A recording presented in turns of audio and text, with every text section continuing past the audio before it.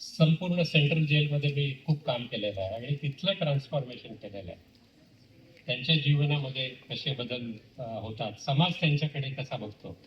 एखादी MBBS मुलगी असेल, दिसायला चांगली असेल, सोज्वळ असेल आणि खूप छान चांगली मुलगी असेल सर्वार्थाने, तिचं लग्न पटकन व्हायला पाहिजे की नाही झालं. ते MBA IIM मधनं होते, त्यांना कुणाच्या याच्यामध्ये गोवण्यात आलं ज्याच्यामध्ये ते नव्हते. त्यांच्या मुलीचं लग्न होत नव्हतं कारण तिचे वडील जेलमध्ये आहेत. आमचा दृष्टिकोन बदलायला पाहिजे. तुम्ही वडिलांशी लग्न करताय का त्या मुलीशी लग्न करताय? म्हणजे आता झालंच तिचं, पण ते ग्रहस्थ मी जेव्हा त्या जेलमध्ये गेलो तेव्हा रडायला लागलो. प्रूव्ह झालेलं नाहीये, ते साहित्य नाही, पण जेलमध्ये आहे. सगळे जण म्हणतात की नाही तुमचे वडील तर असे आहे, आम्ही लग्न नाही करणार. मला असं वाटतं की आजची ही पिढी वेगळी आहे, वेगळा विचार करणारी आहे. पण दोनच गोष्टी निर्माण करा जगामध्ये, मग तुम्हाला सर्व प्रश्नांची उत्तर सापडायला लागतील. एक, तुम्ही स्वतः शांत व्हायला शिका आणि त्या अनुषंगाने समाजाला शांत करणं शिका. मगच तुम्हाला 6 ऑगस्ट आणि 9 ऑगस्टचा सिंबलिक जो दिवस आहे तो लक्षात येईल. आणि तुम्ही तर वर्तक कॉलेजचे आहे, मी नेहमीच वर्तक कॉलेजची तारीफ करत आलेलो आहे. मी इकडे आलो, दोनदा आलो तुमच्या महाविद्यालयामध्ये फार पूर्वी. 30 सेकंदाची गोष्ट सांगतो आणि थांबतो. 2 बेडकं पावसाळ्यामध्ये उड्या मारत गेल्यानंतर त्यांना त्या एक डेअरी होती दुधाची, तिकडे ते निळ्या आणि लाल रंगाचे भांडे दिसले, कंटेनर मोठे. तर त्यांना उत्सुकता निर्माण झाली की चला याच्यात काय आपण बघूया, कारण दिसत नव्हतं.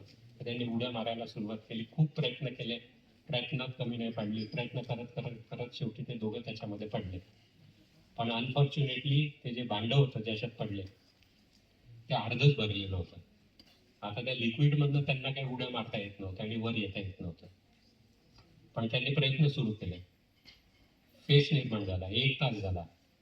एक बेडूक म्हणाला की नाही बाबा आता मी थकलो, आता माझे हातपाय थकले, मी काही नाही होऊ शकत, आता देवाने मला मृत्यू दिला, आता माझा मृत्यू होईल. पण दुसरं बेडूक होतं वर्तक कॉलेजचं. ते असं म्हणाल की नाही, देवानी मला हातपाय दिलेले आणि त्याने मला पोहायला शिकवलेलं आहे. मी पोहत राहिलो, तो पोहत राहिला.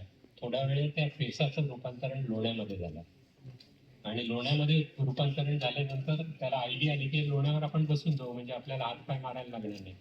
मग ते लोण्यावर बसलं आणि मग ते काही खाली गेलं नाही, बुडलं नाही.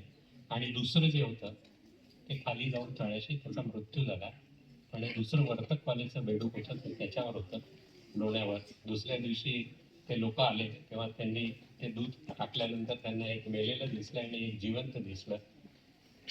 तर तुम्हाला आपल्या आयुष्यामध्ये या कठीण परिस्थितीमध्ये खूप प्रयत्न करायला लागतील आणि ते प्रयत्न करत आहात. आणि आजच्या दिवशी स्वतःला शांत ठेवायला आणि समाजाला शांत ठेवायला तुम्ही अहिंसा परमो धर्म हे लक्षात ठेवा आणि पुढे जा. तुम्हाला सगळ्यांना खूप खूप शुभेच्छा. Thank you.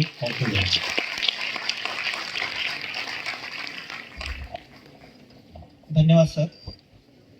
War is destruction, and peace is construction. हेच अंतिम सत्य आहे जे आपण स्वीकारलं पाहिजे. आदरणीय सरांनी आपल्या मार्गदर्शनातून मानवी जीवनात अहिंसा, स्वदेशी आणि सहजीवनाचे महत्त्व विशद केले. मी सर्व विद्यार्थ्यांच्या वतीने आदरणीय सरांचे मनपूर्वक आभार व्यक्त करतो. यानंतर मी प्रबोधनपर कार्यक्रमाअंतर्गत सादर होणारी गीते व चित्रफित यासाठीची सर्व सूत्रे श्री बजरंग सोनवणे यांच्याकडे सुपूर्द करतो व व्यासपीठावर विराजमान सर्व मान्यवरांना विनंती करतो की आपण सभागृहातील पहिल्या रांगेत आसनस्थ व्हावे.